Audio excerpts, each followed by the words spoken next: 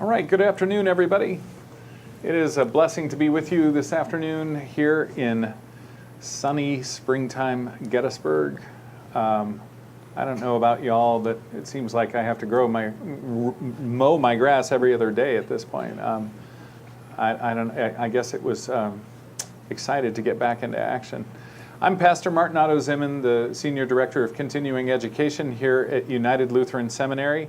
And though we are a small but mighty audience, please remember there are virtual folks out there on the internet who are joining us as well.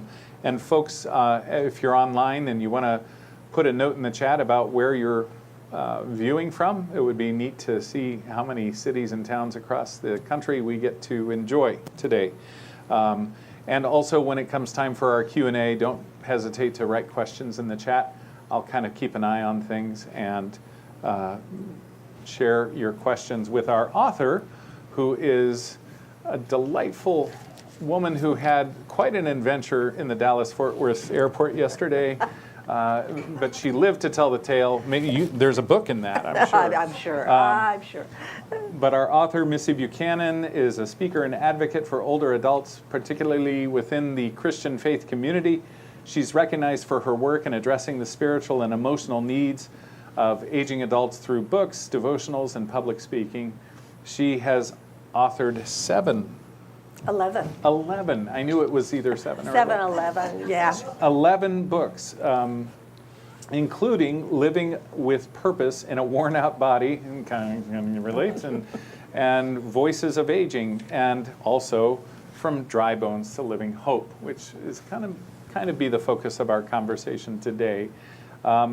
A former educator, she brings warmth, compassion, and wisdom to her writing and is a regular contributor to publications and media focusing on aging and faith. Plus, she's had multiple appearances on Good Morning America. So if that isn't, you have arrived, when you are on Good Morning America. So it is such and we had dinner last night, and it was so much fun just to talk and get to know you a little bit and compare notes on all the aches and pains of this life and our kids and where the grandkids are at. And I don't have grandkids yet, just for the record, in case my kids are listening and they're going, what is he talking about? But I just want to start out by asking you, would you like to share a passage or a devotion from... What was one that really spoke to you? Well, let's see. We've got some dog ears here. So okay, I'll let you choose one. How about on page 23, the chapter entitled Invisible. I think that was particularly striking. So, in this strange land of aging, no one sees me. I become invisible, faceless, and nameless to strangers who pass me by. People are too consumed with their own lives and smartphones to acknowledge an old person like me. Or maybe they duck their heads and look to their feet because they're really afraid to see me. Either way, it's a peculiar thing about growing older. In waiting rooms and medical offices, staff members speak to my adult child as if I'm incapable of talking for myself. Oftentimes, people strain to look over me. Others look around or through me. It is as though I have somehow been erased from their line of vision. Even my own family members ignore me at times, though not intentionally, I suppose. Perhaps they believe I have nothing of value to contribute to a conversation. I desperately want to cry out, "Can't you see me? I'm right here. Talk to me." In a culture so fixated on youth, I feel dismissed, ancient, and obsolete. I yearn for younger people to take me seriously and not brush me aside just because I do not know about the latest digital gadget. Oh Lord, when the world is swirling around me but does not include me, my soul shouts, I am a child of God. Today I will find comfort in knowing that you are El Roy, the God who sees me. That is so beautiful. And I just think it really speaks to the human condition, because it does seem like the world that we live in is so hyper-focused on youth. Every television commercial we see is some kid, rappelling off a mountainside, and not necessarily the rest of us enjoying our daily can of Ensure or something like that. I'm not quite a fan of that yet. It's still a little too grainy for my taste.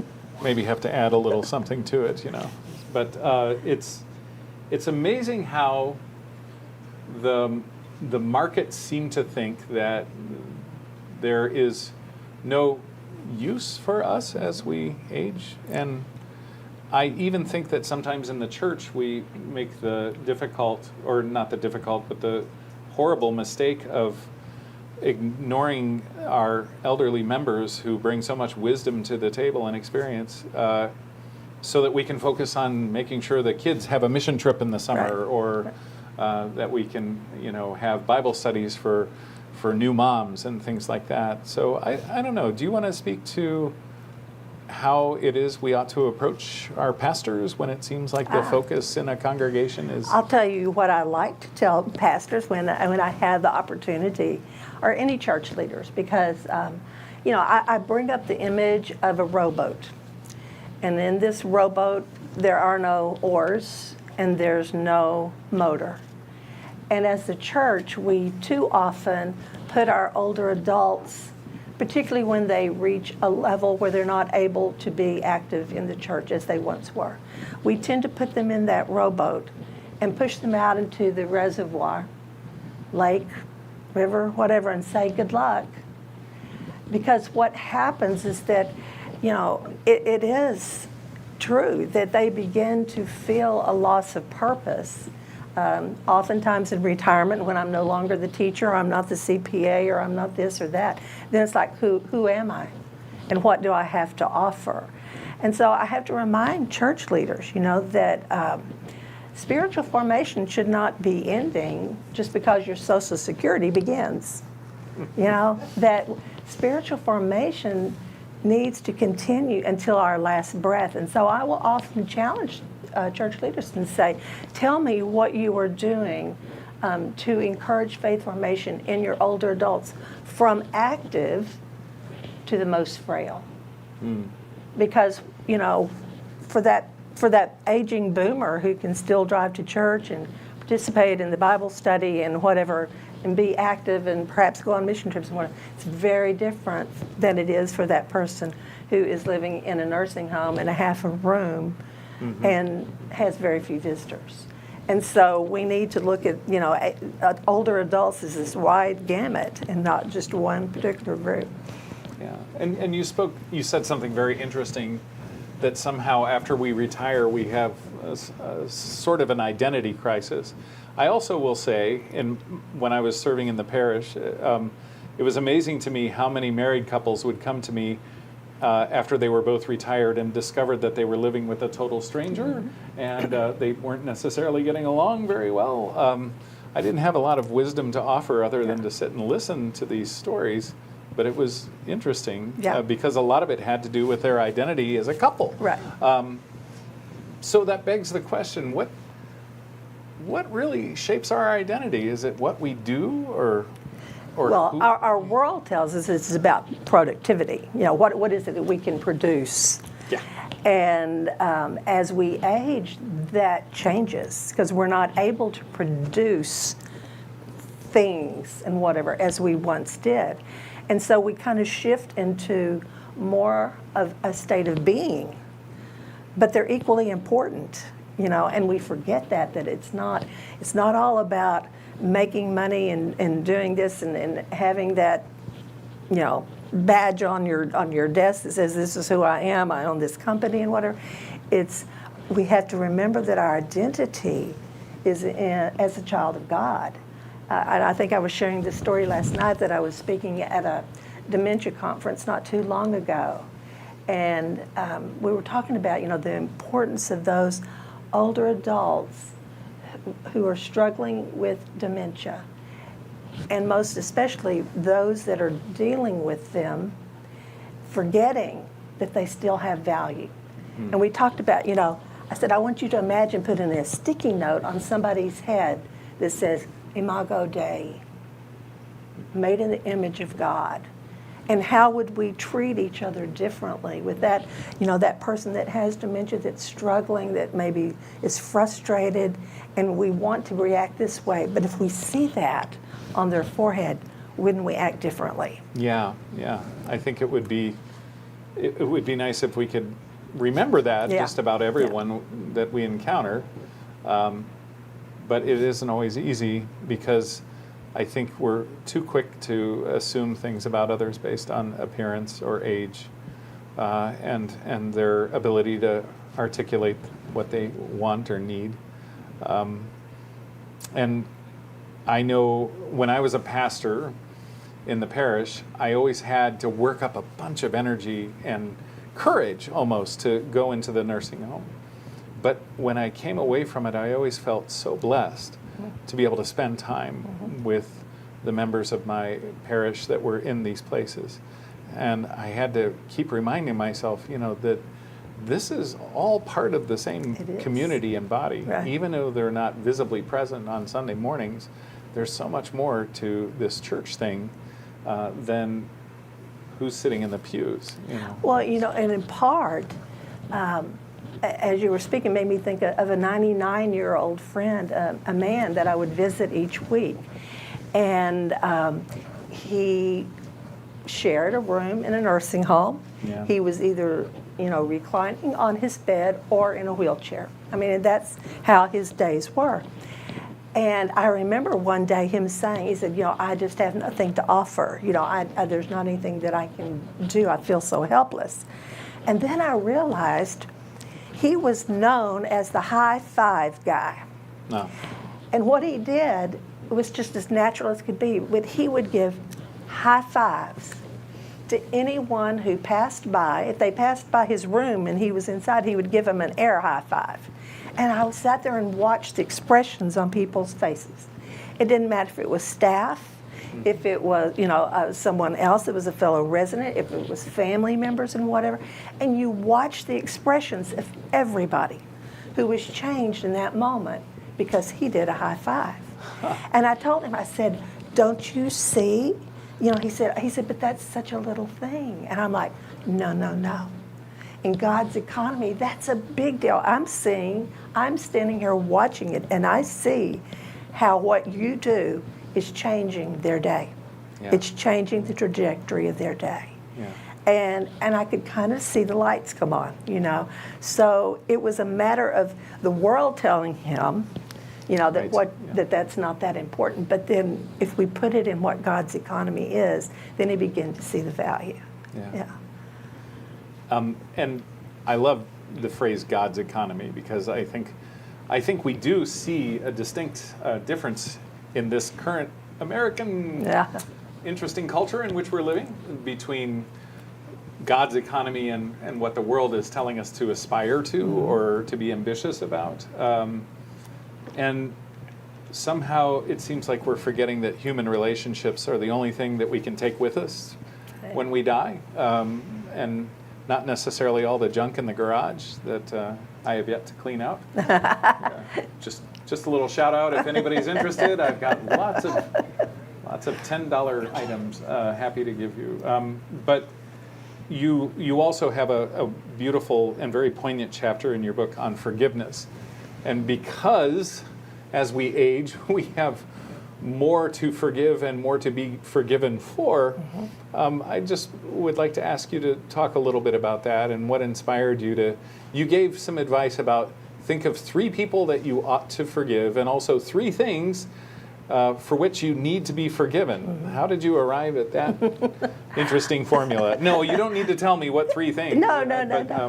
No, everything I write comes out of some kind of experience that I've had, I visit so many older adults, and when I travel to speak, I often stay on campuses at senior living communities and share meals, and I love hearing stories. I love hearing what their stories are. But the whole thing about forgiveness really came about as I was interacting with older adults that I know pretty well. And I think it takes a level of trust for them to share, that because they kind of keep that hidden, but yet it's a weight. It's a weight, And so in conversations and in visits and just being vulnerable, that I would begin to hear different ones talk about the need to forgive. And many times it was forgiving themselves. Other times it was some long-held, resentment that they had held for a long, long time. And it was trying to sit with them and hear those things and understand what a burden it was that they were carrying, that they didn't have to if they could get to the point to hand it over to God. Right. And so, by asking them to list those things in the book, it's like, you're not telling me, but by writing it down, I think sometimes they're putting words to something that they felt, but they haven't even been able to say out loud. I was telling a story just before we came on, and this one impacted me a lot, and it had to do with a friend whose mother was dying, and the friend did not get along with her only sister.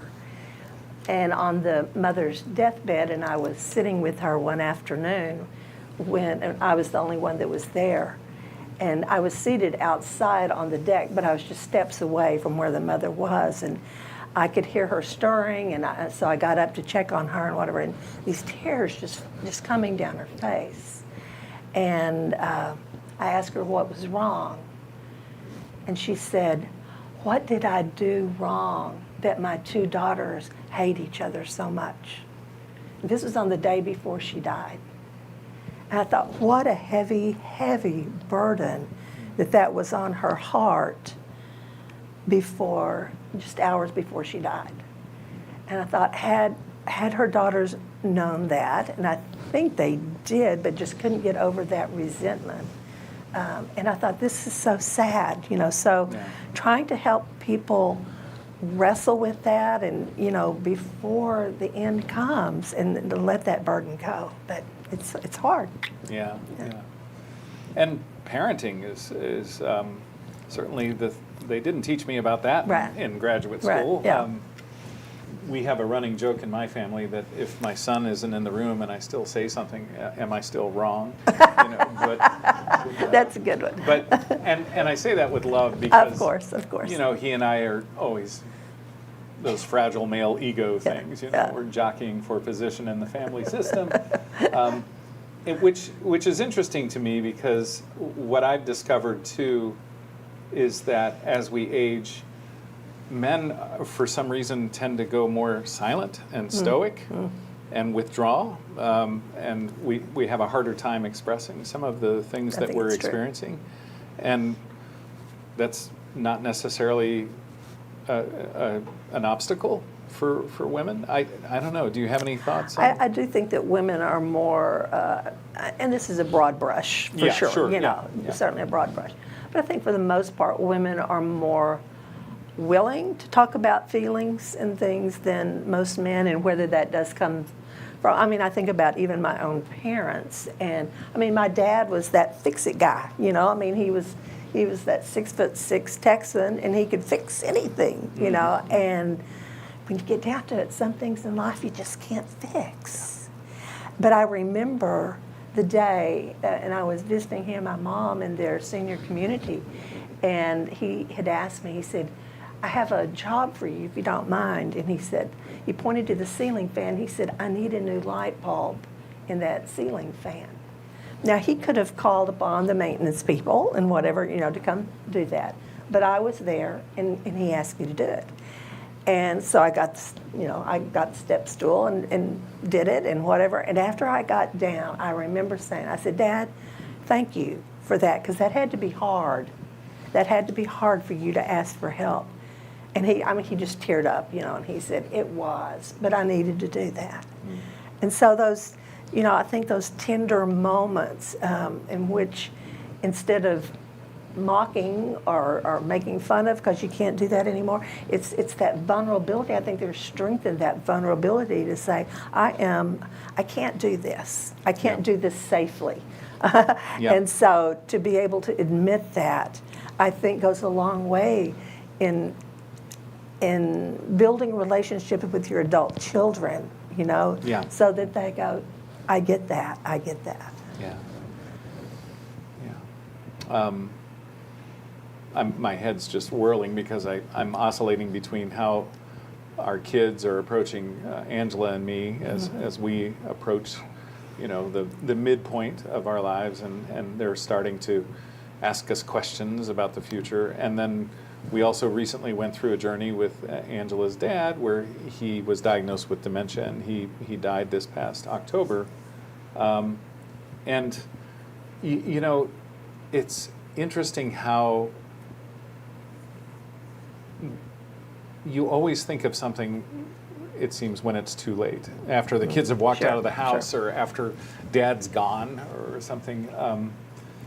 And I see you brought this book on feeling your way through grief, and I want to hear about your experience of writing this book and its main themes too. I'm going to hold it up because that's what I've been told to do. I didn't tell him to do that. We so. don't have copies of the book available here for sale, but I'm excited to add this to my library because a lot of what we've been talking about during the Aging Gracefully series is about the grief that we feel for missed opportunities, for friends that we lost touch with and then find out that they've passed, those kind of things.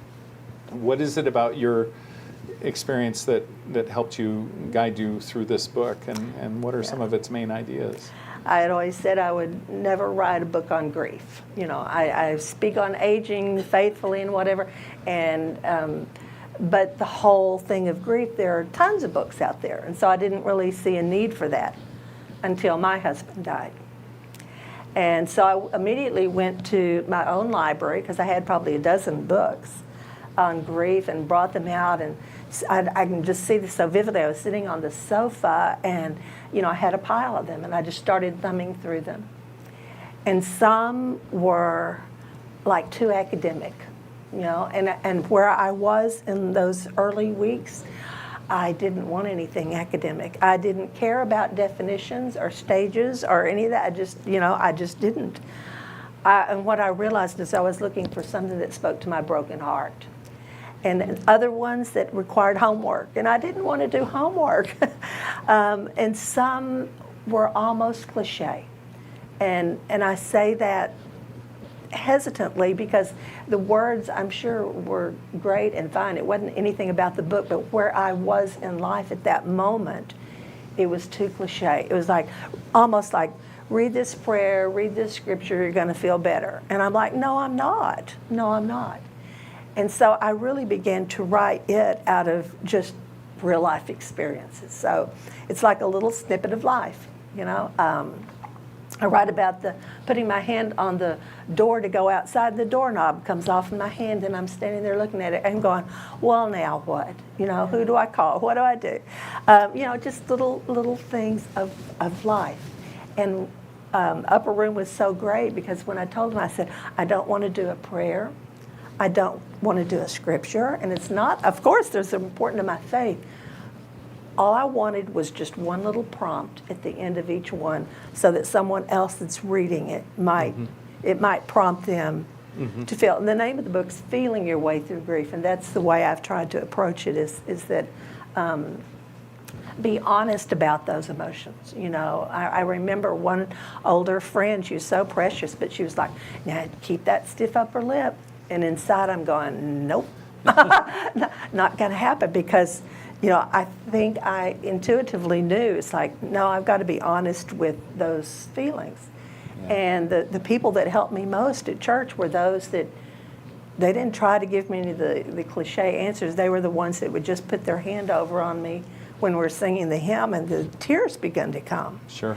And so it's just that real, raw, authentic emotion. Because I think once we grapple with that, then the healing comes, and that's been my experience. Yeah. But it's, you know, and also thinking about grief, there's grief of death, but for older adults, there's so many other kinds of grief because it's all about loss, you know? Sure. You think about loss of a job, loss of identity, loss of a home, loss of friends, maybe through death, maybe through a move. You know, somebody may just move to the next town over, but it feels like that loss. Loss of eyesight, loss of hearing, loss of mobility, loss of energy, and we call that compounded loss because as we age, those things happen so quickly. It's a constant wave of loss. And so which is why to me it's so important that we are strong in our faith because we need that for our resilience and our hope. Yeah, to know that there's purpose even in the midst of all of that loss. Yeah, I think that, there's something that the church can offer us that, golfing doesn't, and that is that we have this covenant of our baptism that roots us in something eternal, and that's where our identity piece begins. Exactly. Because eventually you can't swing your irons anymore, right. and you always send the ball into the woods. So it's just a matter of time. Right. But we can always cling to that hope, and that's a beautiful thought. Could you talk to me about the illustration on the cover of the book? That's really poignant, I think. A bicycle built for two, because grief is like trying to ride a bicycle built for two by yourself, and it's wobbly, and you're not sure, and it's hard. Yeah. And it's hard. But once you get going, it's easier. It's easier. So one of the stories inside is about how it feels like trying to ride that bicycle built for two by yourself. Yeah. And in the book, the Dry Bones to Living Hope, you start out by talking about, the wonderful passage from Ezekiel, which, if you're a Lutheran pastor, it comes up, I think, twice every 3 years. Help me remember, in the lectionary, and so we have this opportunity to preach on it. But I've never seen it dealt with quite like you do in your book, because you basically start with the skeleton, if you will, and try to put ideas and shapes and life into that body through exploring the different aspects of what it means to grow older. Yeah. So I really love that approach. One of my favorite chapters, because this is a soapbox that I have, is about what you call the digital divide. Yes. Do you mind if I read a snippet? Please do. Okay. The journey of aging has taken me to a lookout known as the digital divide. The path to get to here was rocky and uneven, causing me to stumble on unfamiliar things like passwords, apps, and virtual meetings. Now, as I scan the scene before me, I realize that the digital divide is really a deep canyon separating people by age and knowledge of technology. On the side where I stand are others like me who are intimidated by electronic devices. We are older people who become anxious when trying to remember the instructions for using social media and video chatting. Across the divide are younger people who were born just knowing how to navigate digital tools at lightning speed. They're fearless, and they sometimes mock us older learners because we're slow and cautious. The gap between our two sides seems to widen as the pace of technology speeds up. So here we are facing one another, yet two worlds apart, young and old. There are days when I wonder if I will ever be able to learn enough about technology to help bridge the great divide. Oh God, I fear I'm too old to learn so many new things. I'm afraid I am incapable of keeping up. What if I make a mistake and damage my device? What if I fall prey to a scam or a computer virus? Lord, give me confidence to try again when I feel incompetent. Show me how to be brave in this strange land of the digital divide. That's so beautiful, and I'm sure it's bringing a smile to my IT person's face, because he's the one who gets to deal with all of our foibles when it comes to technology here at the seminary. Talk a little bit about this and how it can sometimes create a divide between adult kids and their parents. It's like I will hear, right after Christmas, I will hear from older adults who are always complaining that their adult kids or grandkids gave them a new iPad or whatever, and said, they'll show me how to use it in about 30 seconds and then they're gone, and then they don't understand why I'm not using it. Right. And so one of the things I'll tell the adult children, I said, if you're going to give a gift of technology, make sure that you also give the gift of sitting alongside them for however long it takes to learn. Because so many older adults that I know are very resistant to it because they're fearful. If they are learning it, which I love, like I had a 98-year-old friend who texted me every day. And I loved that, you know, that she was, well, she didn't know other things, but she learned how to text. And it was even more wonderful when I was able to help her FaceTime with her 104-year-old friend who lived and had moved to another town, and got the two of them together on FaceTime. It was like remarkable. And to watch their smiles, it was just remarkable. But it's about fear, and it's understandable fear. I mean, I know every one of you must have young relatives, grandchildren, children, whatever, you know, that it's like, how did they learn that? I will ask my own grandkids, I say, how did you know how to do that? And of course, they can't even explain it. You know, it's just like it's just part of them and whatever. But what I have found is that when we're willing to try to learn, it does impact the kids. They really like it to know that grandma or granddad or whatever are trying to learn something. But when I'm speaking to the adult children and the younger children, whatever, I'm saying, you know, don't make fun of them. Be so appreciative if they're trying to learn, and show them. Be patient with them. But it's hard. It's this constant thing.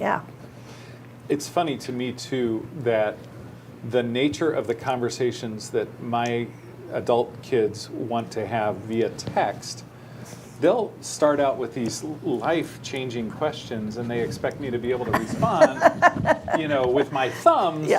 And sometimes I just have to say, I don't want to text about this. I want to sit down with you in person, or at the very least, can we at least use this thing called a phone for what phones are made to do?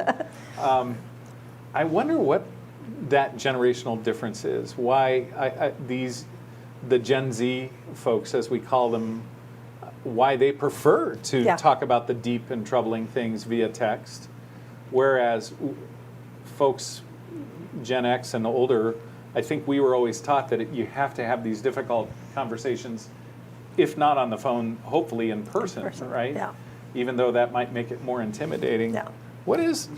How do you fix that? I wish I had all the answers, but no, I think you're right, and part of it, I think, has to do with the relationships between those generations. If there's a good, strong relationship and whatever, I think you can say, you know, I would rather talk about this in person. You know, this is something that I think we need to see each other.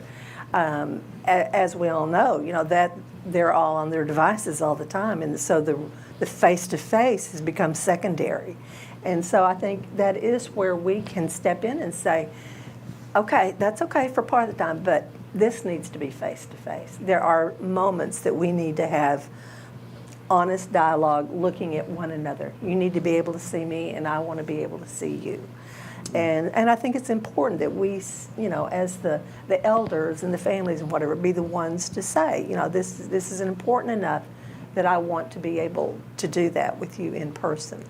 But just generally speaking, it is a divide. I mean, it is a big divide, and it's no one's fault. You know, it's not that, I mean, that our grandkids are growing up in that environment. It's not their fault, you know, and so we shouldn't be blaming them. And and we're also not going to be able to change that. You know, I mean, it's like, you know, people will complain about, you know, the internet and this. I said, well, you're not going to do away with it. So it's like, how can we use it? You know, how can we better? I'm not saying that to use it all the time is a good thing, but you know, how can we incorporate that into our lives in a way that will be helpful instead of destructive? So it's a tough one, and I don't have all the answers for that. But it is some, you know, and it even affected unexpectedly in grief, if you think about it. When my husband died, one of the first things I told my kids was, I said, oh, I want you to deactivate his Facebook page so that his birthday, which was coming up, I said, I don't want it to show up and people start wishing him happy birthday when he just died. You know what I'm saying?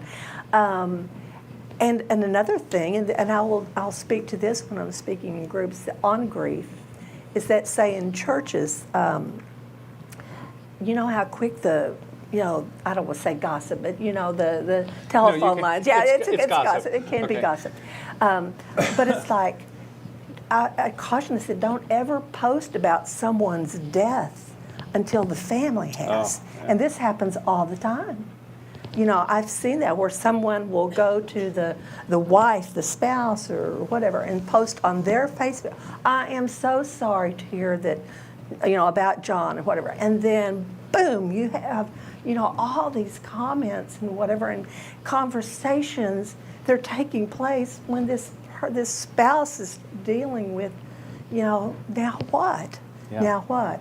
And so technology has brought some interesting things into the whole thing about grief, and what do you say and what do you not, and when do you respond, and all that kind of stuff. So one of the things I tell seminary students, I actually once in a while get to teach a course on social media in ministry, and I like to tell them, you might not realize it, but every time you want to go off on a rant on social media now, 20 years from now, when you're interviewing at a church, somebody's going to go through these comments you made, and that may form an opinion about you that you don't necessarily think is true. And I imagine it's even true, though, with those of us who, our livelihood doesn't depend on that kind of imagery or that kind of a thing, but how often do we just put something on social media without thinking about it? Oh, totally. And it's painful. Or people I've seen where they'll respond with, to them it's a funny memory of that person or whatever, but for just anybody to read it, it's so out of place and inappropriate.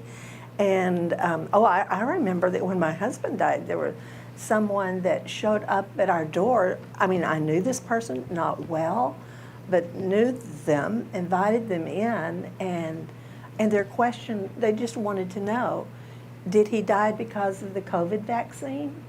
Oh. And I'm like, and it's like, it's like take a pain and just, multiply it. Yeah. And that all just gets wound up together. So we need to be really cautious about how we use social media, and related to death particularly. So Yeah, and why is it, that when people ask us to friend them on Facebook or these other platforms, whatever that means, I find myself, it's like some punk from high school is now spray painting stuff on my garage door, and I can't get it to go away. Yeah. Well, you can delete it, but why do I let that person back into my life when I never really liked them that much in high school? But I think as we grow older, we feel obliged, to do these kind of things. But I think it's okay to say no to those kind of things. You're absolutely right. I mean, I have seen where social media can bring people together. It's like someone they haven't seen for a long time, and particularly older adults, and someone's moved and whatever, and they can connect online, and it's a beautiful thing. It's all on how we choose to use it, and we just need to be thoughtful and respectful in what we do. Yeah, I agree. And I stick to trying to post positive things instead of venting, clutching my pearls or venting my spleen. It's just, it doesn't fix anything, and it doesn't help other people feel better, I think. So, well, when it comes to From Dry Bones to Living Hope, what are some of the things that you hope people would walk away with after they've read this book? What are some of the key things the takeaways that you hope that folks are blessed by? I think that the number one is that we have purpose. You have purpose until your last breath. And I've seen so many people, as we were talking last night, I was saying, I started writing because I would hear people at my parents' senior living community, one older adult say to another, how are you doing? And that person would say, I'm just here. I'm just here. And that really struck me, and I thought, we as a church are failing our older adults if we are letting them think that their value is so diminished that they're just here. It's like they're just in the waiting room of death until their name is called. because there's so much more that we can do, even though we have to change the way we do it. We maybe not be able to go on that mission trip and get on the roof, or paint or whatever it might be. But there's still things that we can do, because I think about an older adult that I know that when her youth group at her church would go on a mission trip, she had always been real involved in missions. And when she was no longer able to do that and was then in assisted living, she found out where they were going, and she would send them notes of encouragement and whatever, Well, then the kids would send back postcards to her, because she would say, I'm going to be praying for you every day. And then they would send postcards back. And it was this beautiful intergenerational, relationship. She had to change what she was doing, but she was still being effective in having that purpose, that godly, that divine purpose that we all have. And we have to recognize that even though it changes, it's still important. Back to the high five guy, that whatever we're doing to encourage others. I mean, whether it's an older adult who invests time and energy in a young person in that church who maybe doesn't have grandparents. I think it should go beyond our own grandchildren to other people's grandchildren. What can we do to encourage them? Could we be their surrogate cheerleaders at a ball game? For that young man that's being raised by a single mom, could we be the ones that go in the stand and wear number 22 on our backs and cheer for that kiddo and make a difference? Those are the things that we can do living with that purpose. It's just that it's going to look differently as we age. So that's the one thing that I think, that and the whole need to joyfully adapt, that as we age, we are definitely going to come across circumstances that are we have to be ready and be prepared to change, to pivot, to do whatever we must do. Otherwise, we're going to get stuck. But at the same time, we need to be steadfast in our faith. And so it's learning to joyfully adapt, not happily. I was not happy when my husband died, but I have joyfully adapted and moved, I'm still using those lessons learned. I'm trying to, navigate a new way. And I think that's part of it. So I think joyfully adapt would be my finding and using that purpose, and then joyfully adapting, learning to pivot and say, okay, maybe it is time that I have to go to assisted living. Instead of being resentful about it, it's like, how can I use this new opportunity? Who can I befriend? How can we encourage one another? What can I do for the young people in my church? Just all those kind of questions. And I've found that my definition of what joy is has certainly evolved over the years. I mean, it's not that euphoria that I saw the kids across the street when they were out there looking for Easter eggs on Sunday. I'm the old man looking through the window, stay out of my yard. But they were having so much fun, and I was, kind of vicariously enjoying their euphoria. But for me, joy is this deep, abiding thing that doesn't necessarily mean I'm always even feeling happy. But I know that there's a constant in the universe, that I am not alone, and that there is room for me to continue to grow and learn. So speaking of growing and learning, since we are never done, and you are a teacher, what are some of the best practices that you would recommend to us for just keeping mentally alert and agile? Oh, I'm glad you asked that one. And you can talk about the physical stuff too, because God knows we all need that. Well, what I love to do is I'll tell older adults, I want you to practice change. And that sounds so bizarre, doesn't it? But we need to practice change, because change is coming. I mean, whether we want it or not, change is coming.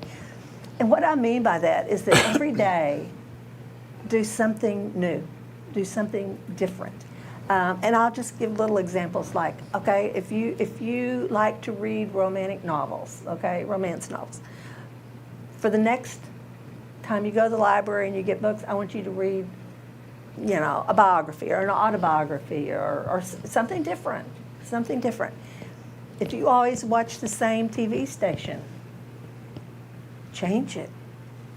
Change it. And particularly, I will go out on a limb here and say something that really concerns me in the environment that we're in.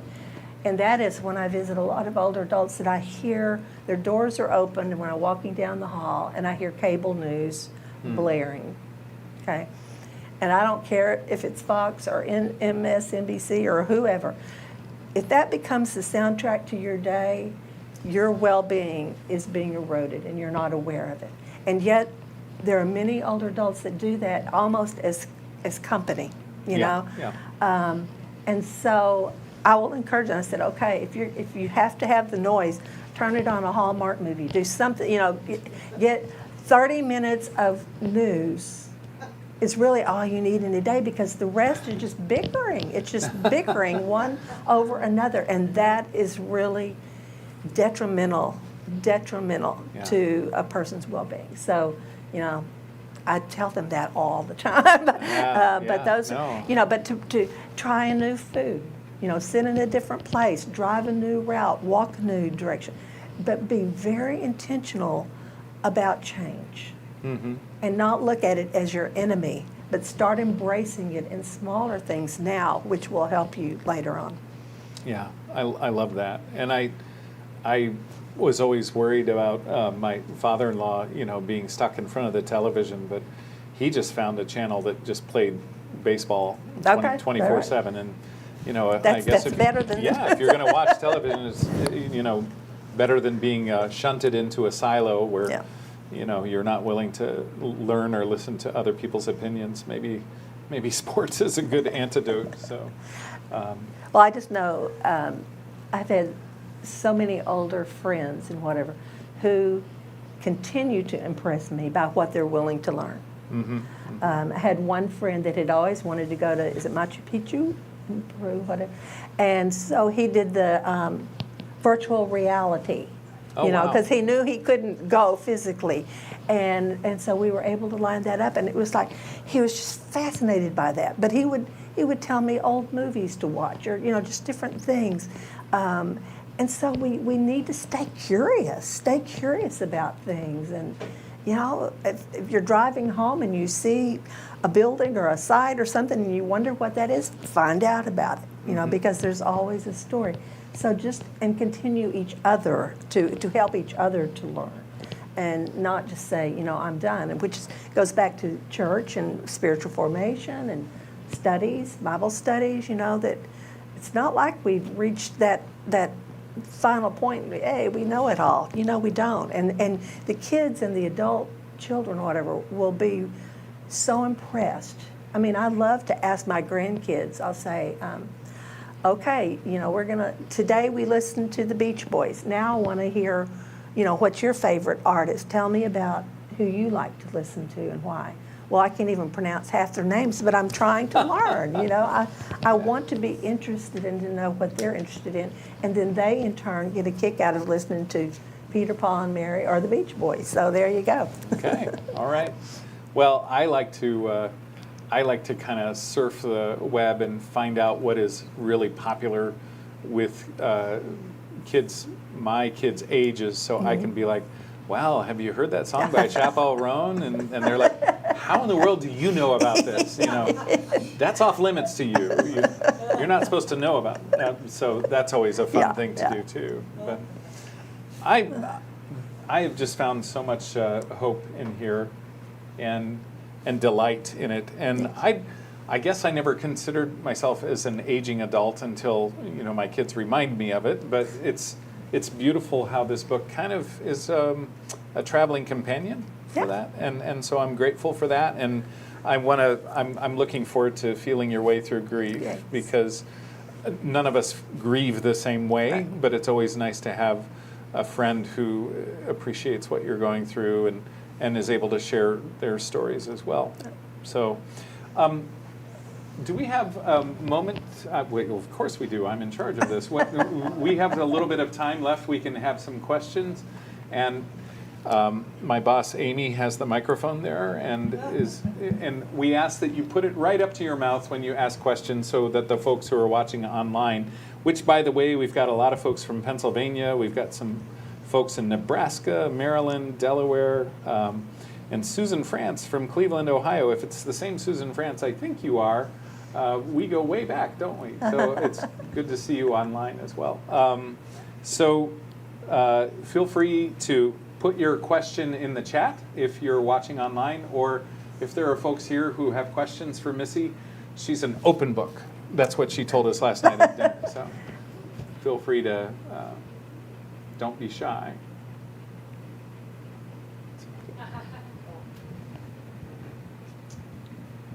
Hello, Missy. Joel Hummel. We just want to thank you for your whole body of work, which I'm not familiar with all of it, but I did want to share that when I became a chaplain in a retirement community in 2006, and I began a doctor of ministry, a contextual study, I did a literature search.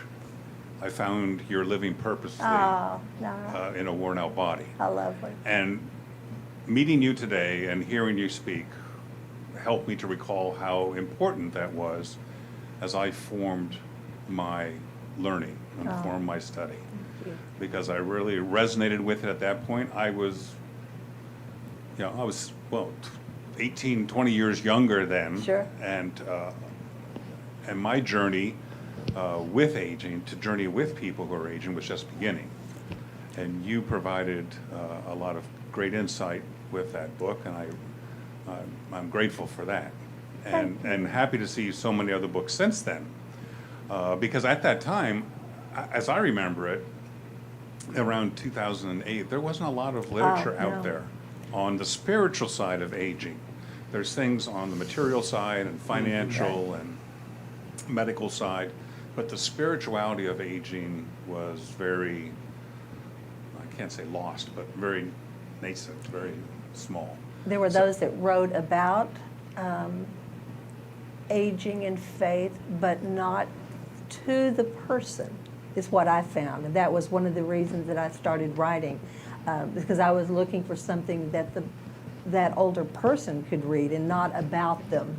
Yes. Yeah, so that was real important to me. So thank you for that. Yes. I appreciate that. A couple years later, I had the privilege of meeting Richard Rohr, and it happened to be the year that his Falling Upward book was published. Yes. And that also became very foundational for my study and writing, and what I call second half of life thinking at end of life, and the different phases of our life. And you mentioned a little bit of that as we met here and as you spoke. We talked about the technology aspect. Soon after I came into the community, one of the residents was the first person who ever Googled me. And he was always, this was back in 2006, he was always ahead of his time, and he was someone who embraced technology, but not everyone did. Right. And so thank you I just want to thank you for your body of work, and wish you continued success. Thank you so much. Looking forward to reading more. Well, you may be interested in hearing a little behind-the-scenes story about living with purpose in a worn-out body. As you noted, that was my first book, and that was the title that I had given it. But when, so I'd signed my contract with my publisher and all, and then it goes to a title company, a title committee, and they wanted to change the name of it. And so they emailed me back and they said, we had our meeting and we're going to call it Sacred Living. And I had this, well, that's how I felt. No, that's how I felt. I mean, it was like this, I kind of wilted, actually, because I knew that it did not speak to the hearts of those that are going through that. I knew it was a beautiful, Sacred Living, beautiful title, but it did not speak the heart language that I knew those that were in that situation. But you got to keep in mind, this was first book, just signed the contract, and I'm thinking, do I say anything? Do I not? And it was my husband who finally said, Missy, you know your audience. You know your audience much better than they do. Just send them an email and tell them and see what happens. And so I remember spending hours on this, like trying to word it gently, but like, no, that's not a good title, and this is why, And of course, their concern was, and this was my point, their concern was that it sounded too raw, too in your face, that people would not be attracted to a book about living in a worn out body.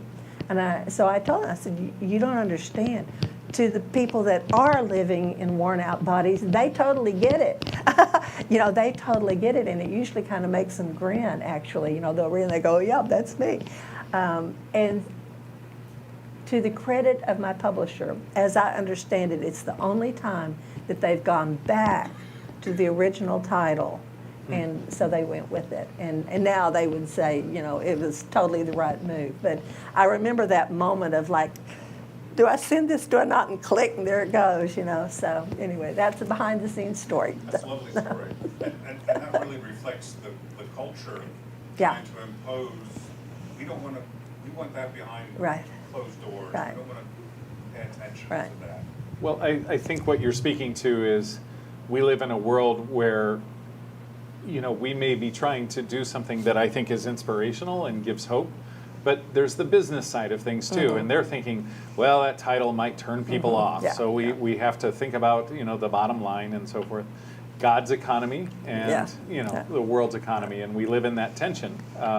Lutherans are fond of living in tension, in case more on that later if you're interested. But one of the things I forgot, I meant to ask you about, we talked about this a little bit at dinner last night, was kind of the spiritual journey of pre-planning our own funeral and how important it is that we do this. And yes, no, I haven't done it yet, but I'm inspired a little bit more towards getting something on the calendar. Yeah. Do you want to speak to that just a bit? I will briefly, and I've done many of these, and I'm getting ready to do one actually this Saturday at my own church in Texas and whatever, and that's a toolkit for aging and whatever, and basically it's a Saturday morning event in which we're trying to bring the adult children alongside the aging parents, so that they're together on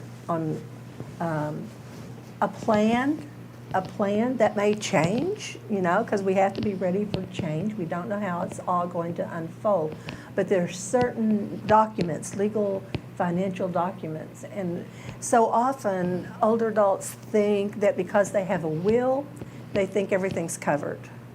And they don't understand and don't have in place or have not updated wills or powers of attorney, whether it's medical, whether it's financial, legal. There are just so many different things. So we're trying to bring the elder care lingo, so to speak. I've discovered how many adult children and their aging parents don't know the difference between assisted living and independent living, or what will Medicare pay for, what won't it pay for, what's this in-house caregiving versus, or what's hospice versus palliative care. All of those things are terms that we hear, but that we don't necessarily understand. And so I think one of the greatest gifts that older adults can give their families is to do as much of the work in advance as possible. And that can come down to writing your own obituary if you want to, but certainly kids, I think, struggle with, what would mom have wanted? They're not really sure. And so it's important to have these conversations, yet we tend to shy away from them for the same reason they didn't want to name that book that, and is that, it seems like, oh, that seems harsh, or it seems raw, we don't want to talk about that. But yet it's actually a gift. And so it's something that I'm really concentrating on, in terms of downsizing and trying to simplify life as much as possible, making sure that my kids know this is where all the legal documents are, this is where funeral home information is, just all those things. It really is a gift, but we need to be more intentional about doing that. Yeah. Thank you for that. Yeah. I appreciate that. We have time for one or two more questions. Well, I have a question, but I want to build on to that because I lived in Ohio most of my life, and the church I belonged to there had a form for us to fill out as to what we wanted to happen at our funeral, like readings, Right. hymns, maybe who would speak, whatever. And I'd kind of like to do that at my small church now because I think I'm in a very small parish here, and everyone's elderly, so people are often dying. Right. And, you know, a lot of times the ministers, they have no clue. Right. Do they want music? Was there certain hymns they like? You know, people are facing the death of a loved one and they have no idea. So I just like that idea and building on to That's like lovely. even helping to plan your service. That's a lovely thing. Lovely. But I do have well, I don't know if it's a question so much. Could you maybe address a little bit more? You struck a nerve when you said about retiring and having an identity crisis and what really shapes our identity. I think that's very difficult for a lot of people. I know it was extremely hard for me. I didn't retire. I had a business one day and then I had a house fire and the next day I had nothing. But to this day, and that's been 2 years now, I still am struggling with feelings of self-worth because I realize now that so much of my identity was tied up into what I was doing, which I love dearly. And I've not been able to find anything that makes me feel as valuable as a person anymore than what that did. And I'm thinking maybe I'm looking for things too big. You know, I want to be back into that big arena that I was in, where I was traveling all over the country and speaking and training and doing things. And I think I'm having a hard time adjusting to the fact that that's not going to happen again. So can you elaborate on how we can help outside of just praying? Yeah. Are there ways we can try to find some type of identity again after we've lost what was made us what we were? Sure. You know, and I think the number one question to me would be, what was it about the moments that you had in your career? You know, what gifts were you bringing to the table that now you could redirect in a different way? I was thinking specifically of a CPA that I know, and he had built a very profitable big business and whatever, and then decided that he was going to retire and sold the business. And then he did the golf. They went on the Like you cruises. do. They went to Europe, you know. And then after about a year and a half or 2 years, he was like, "Okay, now what?" You know. And he was lost. He was really lost.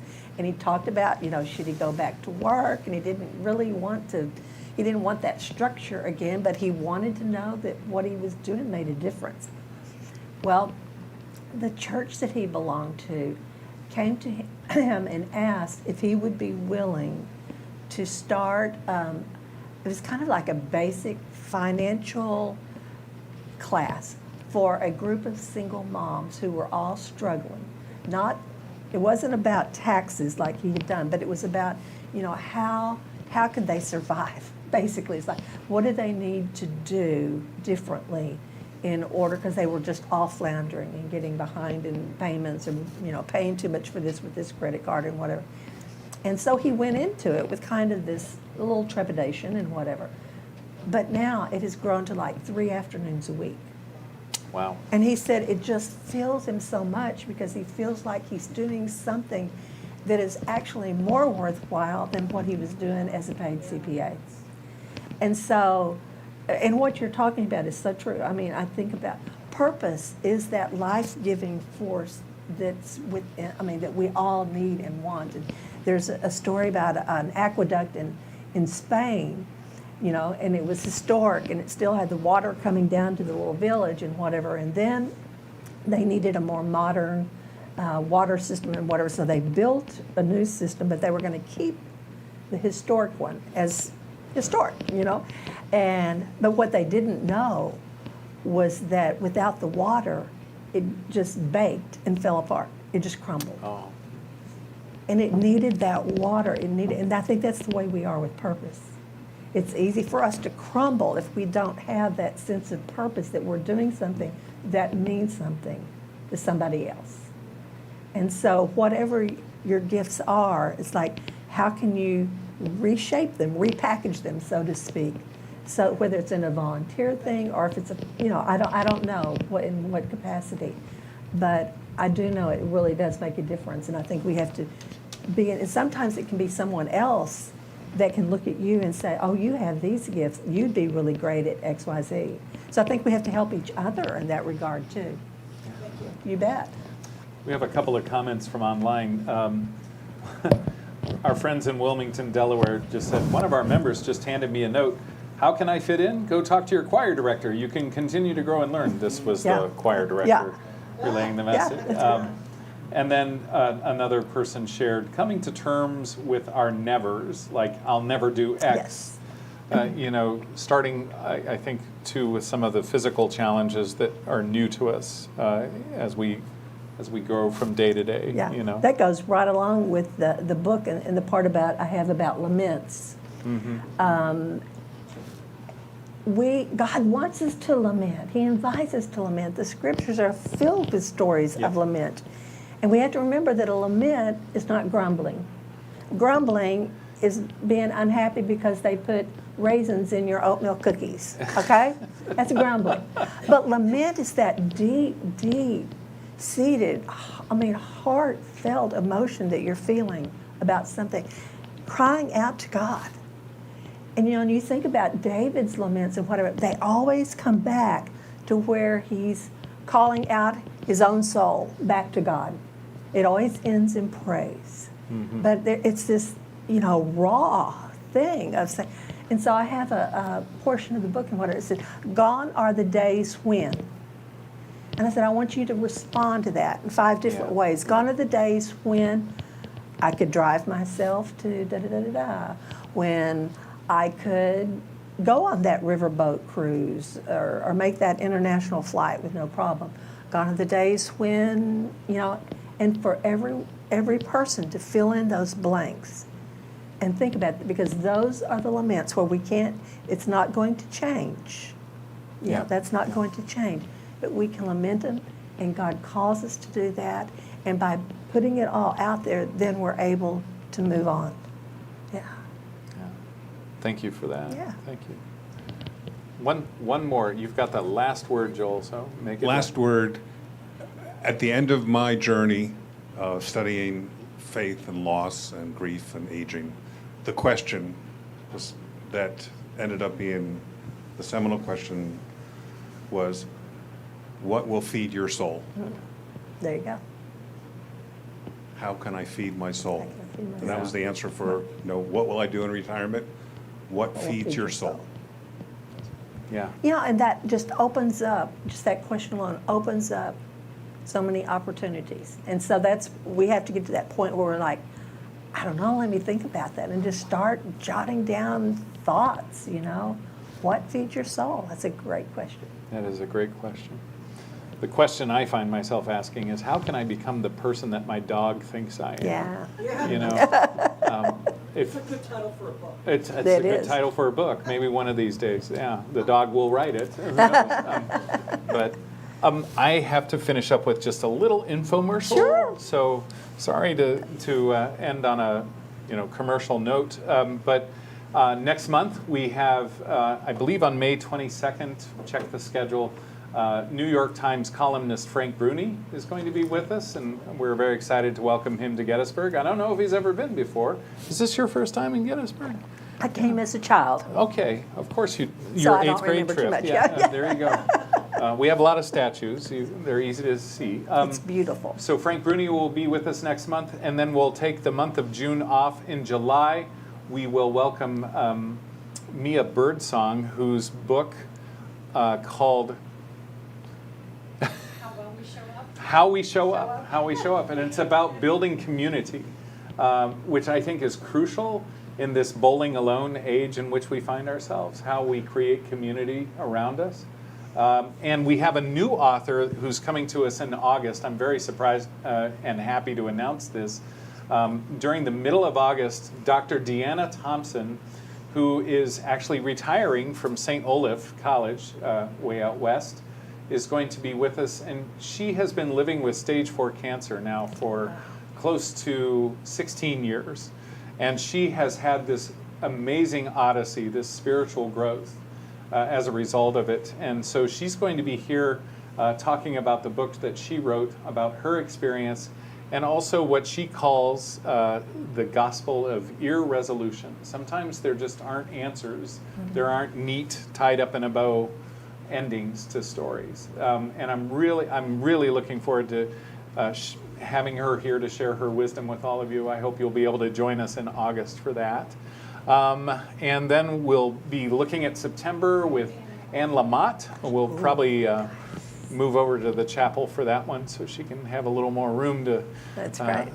show her personality. And then in October, we're having an evening in-person only event with Dan Harris, whose book 10% Happier is kind of an interesting story about what is happiness and why are we always told that we need to grow up to be happy, and how do we experience happiness in this lifetime. So you are part of just a great cloud of witnesses around us. This is such a great program. It's wonderful. Yeah, and I'm always thankful, of course, to the folks who gave us the grant money to do this, the Lutheran Foundation for Long-Term Living up there in Northwest Pennsylvania. Yes, I'll be coming back to you for another grant soon so we can have more fun doing more of this. But it's a blessing to spend time with you, Missy. Thanks for being here. We'll have a book signing out here, and God bless you all, and happy Easter, and enjoy that leftover candy. And, and of course, we're Lutheran. There's cookies and coffee in the coffee shop. Thanks for being with us online, folks. I look forward to seeing you again.